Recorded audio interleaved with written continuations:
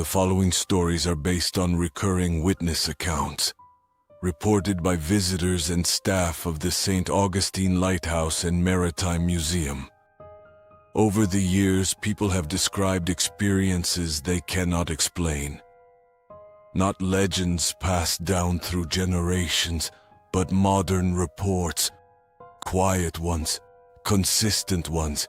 These are their accounts, based on real reports, based on real fear. Ava Morales was a lens technician. She often worked alone. Most nights, the climb up the spiral stairwell was uneventful.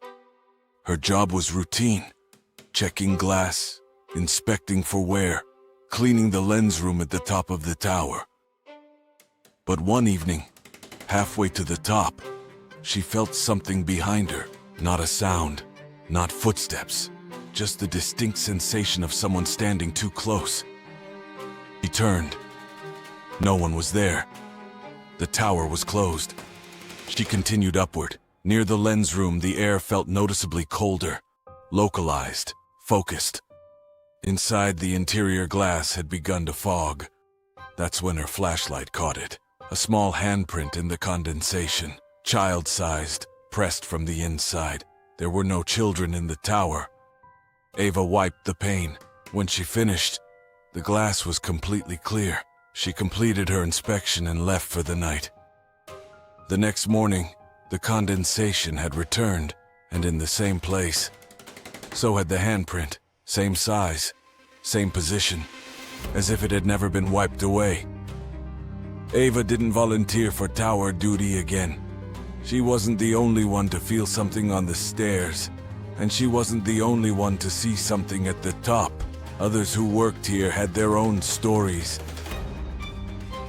Sam Whitaker was a docent, calm, methodical. He closed the keeper's house most evenings. He knew every room, every floorboard. One evening, while securing the parlor, he heard a soft footstep overhead, not loud, not rushed, measured. He assumed a visitor had lingered past closing. He checked. No one was upstairs. When he returned to the parlor, the air had changed. The lamp flickered once, not violently, just enough to notice. The temperature dropped near the fireplace, then steadied. Sam stood still for a moment. Waiting, nothing followed. He finished locking up and left without filing a report. But later he admitted it hadn't felt empty. Not all reports come from visitors. Some come from those who return night after night. Ethan Cole was the groundskeeper. Locks, alarms, water pressure. The things no one notices until something stops working. And when they do, Ethan is the one called to fix it. He didn't like the basement. Most people didn't. It was colder than the rest of the house, quieter somehow. But his nightly route always brought him back there. That night, as he reached the stairwell, something caught his attention. A sound drifting upward through the vents. Soft at first, almost playful. Laughter. He hesitated only a moment before going down to check. No sign that anyone else had been there.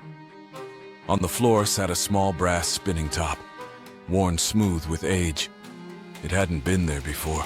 He crouched down, studying it in the beam of his flashlight. Then he nudged it gently with his hand, just enough to see if it would move. The top spun, and when it slowed, it spun again, faster than before, as if someone else had joined in. That was when the laughter came back, clearer this time, echoing from behind him. Too close to ignore, he turned. Nothing there, just stone walls. Dust. Silence. Some say the spirits of children remain in this place. Some believe they are the Pity Sisters. Others think there are more. No one agrees on who they are, only that they are still here.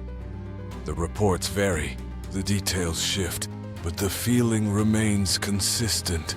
For more than a century, the lighthouse has stood watch over these shores. Through storms, through loss, through time, whether you believe the stories or not, the accounts continue.